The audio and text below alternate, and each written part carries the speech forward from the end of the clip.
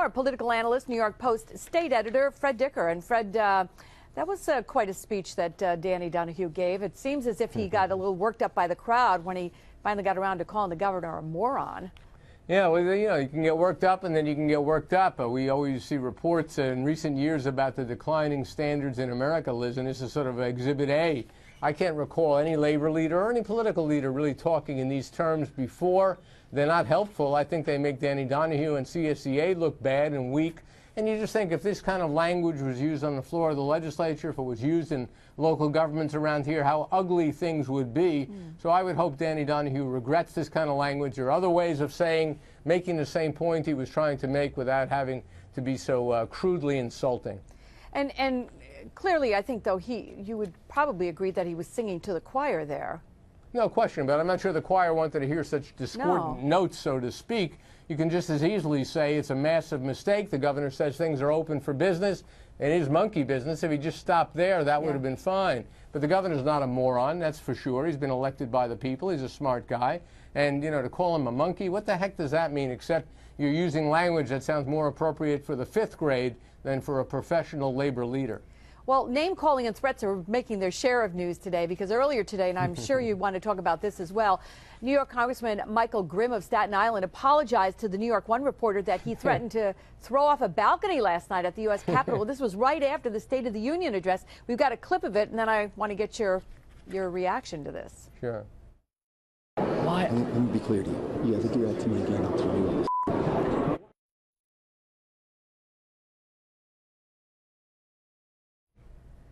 And he went on to say that he would break him in half like a boy, I think was the quote. And so, I mean, yeah, and talk about inappropriate on so many levels after the State of the Union and the U.S. Capitol, whatever. Sure.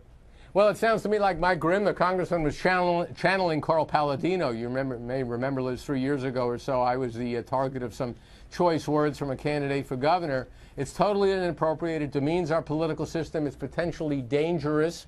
It can intimidate the press. It makes this congressman, who's already in big political trouble, look like he's in even more trouble. This could be fatal for him. Michael Grimm, a Republican in a generally Democratic area. He represents Staten Island, which does have Republicans on it, but it's still a Democratic district. He's had some scandals involving fundraisers for his campaigns.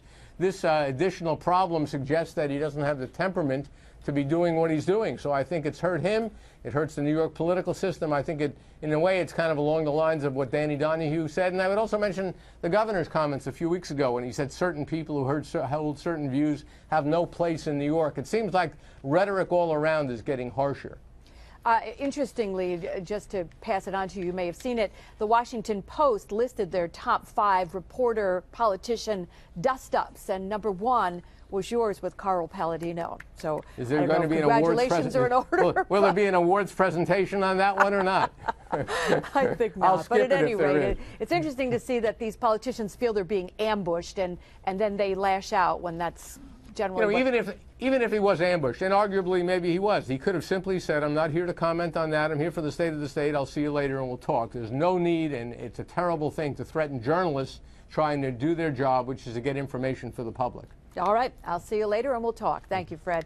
Fred's on the radio, too, live from the state capitol every weekday morning, 10 to 11 on Talk 1300 AM. And time now to see how things are looking outside. We're going to hopefully take